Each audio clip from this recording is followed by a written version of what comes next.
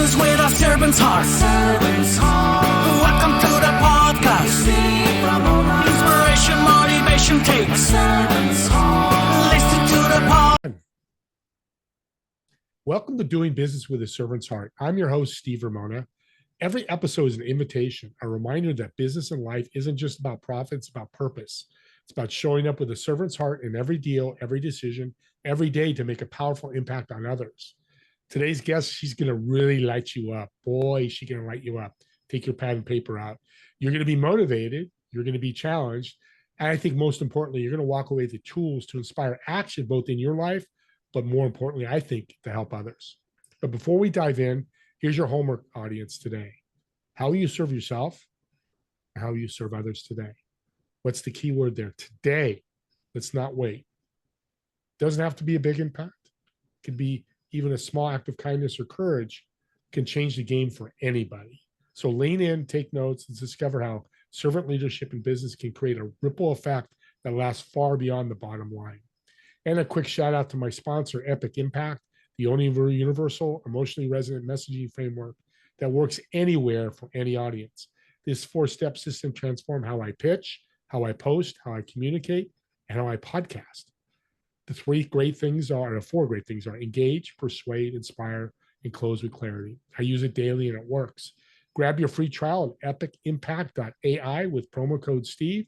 You start inspiring action today. And a real quick shout out to my audience and guests. We hit top 20, top 6 in small business marketing.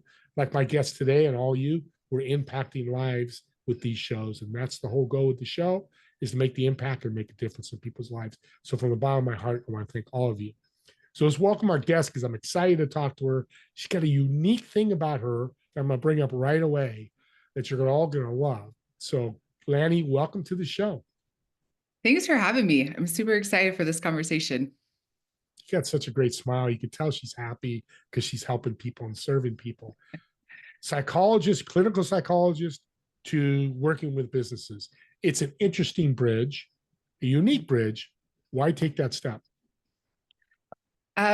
Early on in my career, I was the one who had the business owner firmly in the things I do not want in life column. I didn't want to figure out all the nuts and bolts and payrolls and tax codes and all the things, but reached a point in my career after being in the corporate setting of, okay, I guess this is the other option and we'll figure it out. And so really came to love everything that business can do for you outside of just, providing practically a financial income stream for your family, but just all truly the flexibility and control it gave me over life of really creating what was most meaningful to me. And out of the COVID era, I had been working in a therapy context with a group of executives. And oftentimes we were talking about their leadership teams or KPIs, or they were going through a reorg in the office, but going through a divorce at home, or they had finally got to the C-suite, but were just diagnosed with ADHD. And they're like, how do I do this? How do I survive here? And so after working in a therapy context, I was like, are we actually doing coaching, therapy? And so under the coaching umbrella, then it gave me so much more flexibility to show up for this clientele just in a different way, in a way that felt more authentic, more relatable, because it was really more about, okay, my hands aren't tied. I'm going to show up when you're in crises, type of thing. And it allowed me to merge both my psych skills in the business world, and talk about the two simultaneously. So it sounds like the experience as a business owner really is giving you a leg up when you're coaching your clients, correct? Yeah. Because I've been there in the trenches of an entrepreneur, and the hard and the figuring it out and having to develop new skills like you didn't even know existed. But yet, when I look back on my journey and some of even the hardest days in business, I would take that over being in the corporate setting, because my relationships, my leadership opportunities I've had, community activities, those would all look significantly different now if I had stayed in that corporate setting. How important is focus for business executives? Ooh, it's At the top of the game, and I think it's a continual learning, growing component, because just as seasons change in your business and your personal life, you're always trying to figure out, okay, in this season, what do I need to be focused on? Because especially this day and age, when there's so much noise around us, there's so many voices vying for our attention, even loved ones who, have our best interests at heart, but are telling us, oh, take the easier option, or, this is what you should be prioritizing, or this should be at the top of your list. Like having that clarity and focus of why am I doing what I'm doing in all spheres of life. And that's a huge component I work with my clients on, is just getting that 30,000 foot view, so that every single day, like you started with the intro, every single day matters. Today matters. And so that focus is an absolute key. I love the word clarity because that should be tied to focus. Because I could focus on you, but my clarity is being a great host. I could be just like, oh, I got to have lunch. Or, that I love that because people say I focus all the time, but they're broke. Yep. That does not work. And that's where you come in and save the day in your white horse, princess and a white horse. Guys, that up. That's pretty good. So I'm excited because I'm excited what you've just told us. Tell us a story of one of your clients, somebody you worked with that really you took your clinical psychology experience and made a difference.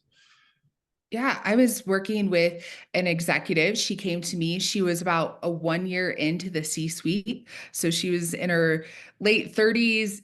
Everything she had done up to this point in career had planned to get to the C-suite in this large corporation, climbing the ladder, making all the connections. And she came to me 1 year in and she's just like, is this it?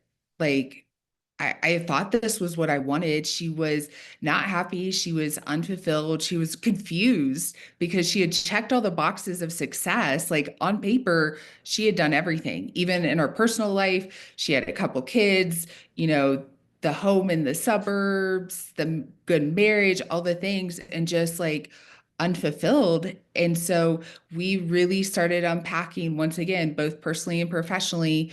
Okay, how much of your life, of where you are, like is fulfilling to you? And really one of the keys for her was claiming her agency.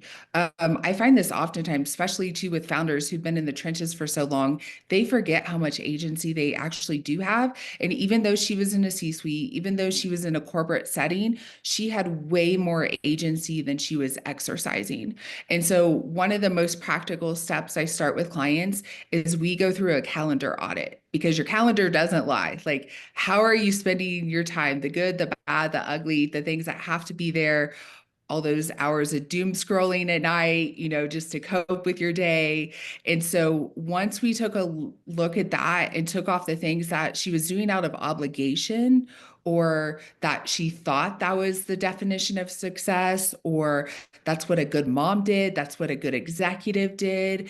And once she got a lot more clarity and reclaimed her agency over her schedule, she is now still in the C-suite. She's about 3 or 4 years in now, but is so much happier, is so much more fulfilled because she got the clarity and the focus on the right things. Bunch of things I love about you. A couple that come to mind. You didn't mention anything about money. She was happier, which leads to money. What that looks like is different for everybody. But what I love that you do is what you don't know, and you take that away from me. Meaning now like she said, because I hear all the time, oh, personal professional balance. It's bullocks. There's no such thing. It's a myth. Thank you. That's a better word than bullocks. So I'm going to take it and I'm going to run with it. So thank you. It's beautiful. Talk about that personal professional bridge. Just dive into that a little deeper because there's a lot of leaders and executives that listen to this show, and entrepreneurs especially. Yeah, work-life balance has become that trendy lingo. We see it all the time, but really, if that's what you're chasing after, you are going to be frustrated and unfulfilled, and both your relationships and your professional career are going to hurt at some point in another. Because oftentimes I use the metaphor of like a tax accountant, because people can understand that. So if we are in a tax season and the expectation is for that accountant to have work-life balance and they're home at like 5 o'clock every night for dinner, like things are not going to go well. Clients are going to get unhappy. They're going to miss deadlines. That's just not the reality of the situation. And so we really talk about in seasons. In this season, what is needed? Like if you're in a caregiving role, does your family need a little more support? Or you're running hard in the office on a big project and there's clear deadlines? Okay, we need to communicate with our family. Here are the expectations in this season that mom or dad needs to be away from home a little more. Maybe a few, birthday parties are going to get missed. And so it's really about how do we handle those imbalances in that particular season that someone's in. I love that so much. You just nailed it because I was going to say communication. You read my mind, pulled it right out of my head because that's the key. Your family, you got to communicate. Yep. Hey, I'm going to work till 8 o'clock tonight. They're okay with it. One, they know, and two, it's not every day for the next 20 years that you're going to work 80 hours. And I grew up in the era 80-hour work weeks were a badge of honor. My dad would Yep. talk, he'd come home late, 12 hours a day. But that was back then. It's the world's much different now. And you mentioned noise earlier. I love that. Talk about emotional intelligence. It's another elephant in the room that people talk about. I love Mhm. it, but it can be misconstrued, can it? Absolutely. Like any of these, trendy lingos we can take too far, or even in the mental health world, like TikTok's influence on certain topics and stuff. And so in that emotional IQ world, yeah, it starts with self. And so we can't lead others well until we're leading ourselves well. And so that starts with just even an awareness of your actions and why you're doing what your actions, because a lot of people can be like, ooh, we're getting too frou-frou here. Like, I don't want to go there. Like just lay it out for me practically. And so we start with just self-awareness. Why did you blow up at that person? Why were you so reactive to that? Why are you struggling to receive feedback? And we kind of start at that base layer and work our way in once we build up some of those self skills, so then we can start leading others well too. I love that because we're human. I'm a God Yes. fairy. God made us fallible. We are going to make mistakes, whether you're executive or the janitor at, the janitor in the bathroom doing something.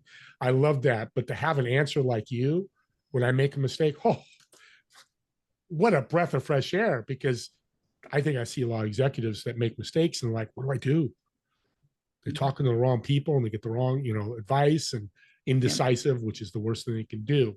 So that leads to what I think you help a lot, which I think is one of the most important things in business, is culture. Talk about culture in business where it starts from the top. Yeah, it absolutely does start from the top. And I work with a lot of different execs or business owners where some are founders, where some are CEOs who have stepped into a culture. And so it's very different from how do I create from the ground up?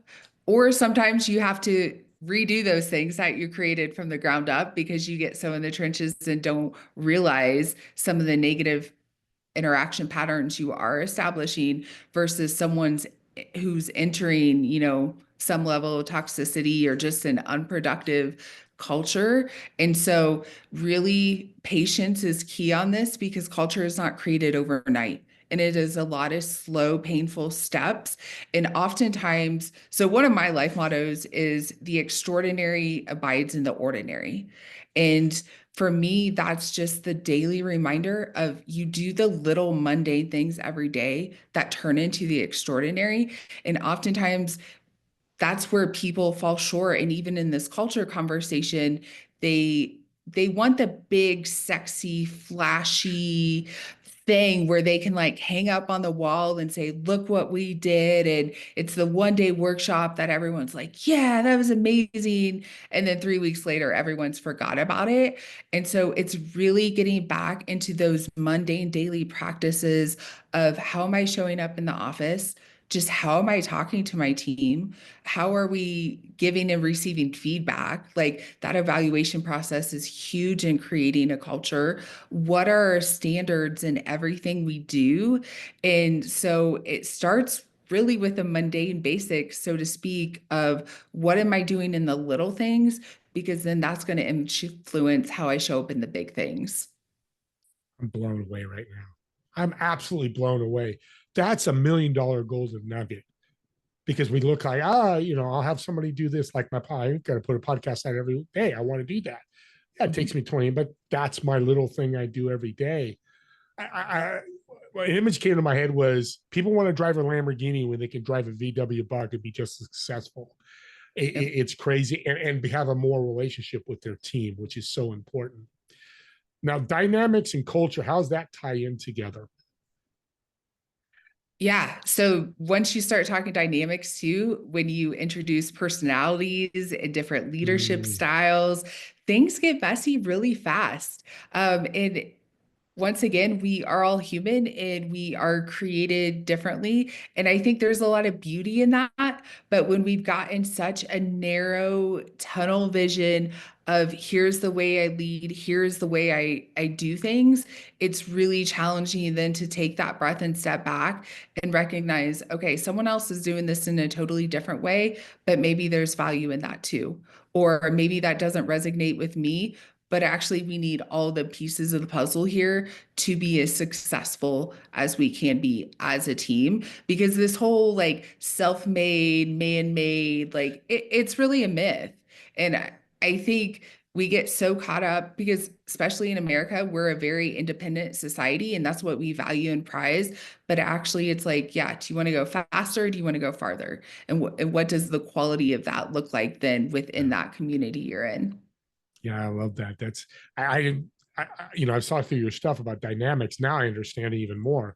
I get to learn as a host, so it's great being a host because I didn't think about that. It's like culture, but you got to have that, figure out the dynamics of that culture to even be more successful. So something that came to my head as you were talking, is just so brilliant, is what's the misconception of working with a psychologist in business? I come in as a patient, that's easy. Hey, you're going to help me with ADHD, you mentioned Yeah. earlier, but I'm an executive. What's that misconception? Yeah, initially people can be put a little put off because they're like, "Oh, I don't need a psychologist," or "Are you psychoanalyzing me?" or "What's wrong with me?" or "Are you going to diagnose me?" or things like that. But really, it brings that deeper level of people expertise and relationships to help you succeed both personally and professionally. And so the teams I have worked with, once I get in and start working, usually the buy-in's pretty quick. And the leaders then who bring me in, they're like, oh my gosh, yes, this was the extra layer we were missing. Like those who aren't in crisis mode, but are just always growth focused. How do we take this further? Then they're like, yes, that was a whole new level then with each of our leadership team as our culture of getting to a new place. It's business therapy. That's a new tagline. Yeah. You do business therapy. And it's completely different than you said, because I've been in therapy. I love it. The first day I went, like anything in life, you get a little, it Yep. saved me Yeah. twice. It literally saved my life in a sense, going through some stuff. So I love that you've bridged the gap with business, because business needs a lot of help. COVID has taught us that people need to learn better Yes. strategies. Conflict is another thing that I think you're probably an expert at. Executives get conflict with the employee and this and that. How do you help them solve that? I guess is the right word. I love like talking through conflict. And oftentimes when I'm working with a leader and like we're talking through how to understand the other party to how our words might be perceived, all of this, it all just kind of rattle off something. And they're like, how do you do that? And I'm like, well, one, I've had a lot of practice. But then two, the other piece is just because I have the skill set to do it doesn't mean I'm like internally, like I still might be cringing. I might be like, oh, I'm dreading this conversation. This is hard. This is uncomfortable. And so I think people also I try and normalize that experience too, that even if you've had a lot of experience dealing with conflict, you have the skill set to do it. We are still human. We still have, some desire to be seen in a good light, or naturally most people are running and like, yeah, that was a fun, hard conversation. And so normalizing, okay, we can still get a little cringy about this, but let's develop the skills to do it in a healthy manner though. Yeah, it's so powerful, and that's the benefit of you or anybody else, of course, that does that. And I started my show with self awareness. Hey, serve yourself first. because I Mhm. believe you don't love yourself first, I can't serve you. Talk about self-awareness as an executive, because that's huge to me. Oh gosh, yeah. Going back to the until you lead yourself, you can't lead others, because you could be coming in and be so skilled, have all the expertise in whatever industry or niche you're in. But if you aren't aware of some of your ingrained belief systems of why you're doing what you're doing, how you're doing what you're doing, and you're like, why isn't my team responding to me? Why do I feel like I'm just a nag, or why aren't people as excited? And going back to that communication too, that self-awareness of how am I communicating to, that is such a crucial piece. Yeah, the how to. And that's where you come in and show me how. Show that executive or entrepreneur how to do that. We're coming to the end here, but I want to help our audience even more than you've given us so many golden nuggets. I tell you, I think I have a gold pot here now because of what you're telling us. What's a piece of advice you can leave the audience, for the entrepreneurs and executives that would really help them make that step forward? Don't try and go at it alone. Like, Mm. if you are healing, if you are growing, like if you're trying to gain the self-awareness, increase your skills, like none of that happens in isolation. It all happens in community. And so there's no right way, one clear path about how to go do that. It could be hiring someone, a mentor, a coach, or it could just be a colleague getting in a group of peers. It could be a personal relationship you have, but don't try and grow in isolation, because that just is contrary to our nature as humans and being in relationship. You just wrote the description for COVID. That's exactly what COVID was about. See how smart she is, audience? We'll get her contact info because you're going to want to reach out to her. Let's end with a fun question. I want to get to know you a little bit better outside of Okay. business. So I've got a table at a restaurant reserved for you, table for four.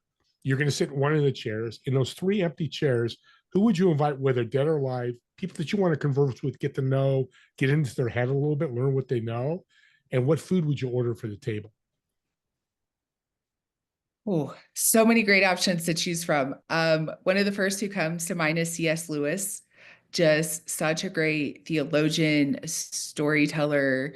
Would, yeah, just love to hear all of his commentary on like modern day what's happening. Um, a second one would be Mr. Fred Rogers. So I was a total Mr. Rogers kid growing up. And so you can say like chicken or the egg thing here. And now, like as a psychologist and adult, I can truly value the depth of his just gentle wisdom and how ahead of his time he was in so many things, creating in that space for children. So I got one seat left. I'd say Dolly Parton. I just think I love her philanthropy. She's an incredible businesswoman too. Just her heart for giving. And so, yeah, Mr. Rogers, C.S. Lewis, Dolly, I think that'd make a great dinner conversation. And Dolly Parton would bring entertainment as well. I love her songs. Yes. Love her Yeah. songs. And it's good that you being younger know that. What kind of food are we eating? Well, check with me at the table and make sure, they're all good with this, but I love anything from the sea. And so if we're like oysters, lobster, shrimp, crab, I will take any variation of that works for me. Bring the sea on, is what she's saying. Let's have the sea. You're the second Mr. Rogers in 2 weeks of 5 shows I've done over the last 2 weeks. So I love Mr. Rogers. Oh, really? Yes, Awesome. it's amazing you Okay. said that, especially at your age. Not a lot of people. You were younger, but he was 60s, 70s. I believe, doesn't matter. But yeah, he is a magician. I think just incredible how he connected with people. Um, you've been so forthright and given us so much information and golden nuggets, like I said earlier. I know people are thinking, how can I reach out to Lani? So how can they find you? Yeah, they can head to my website. It's drlanijones.com, DRLANI Jones.com.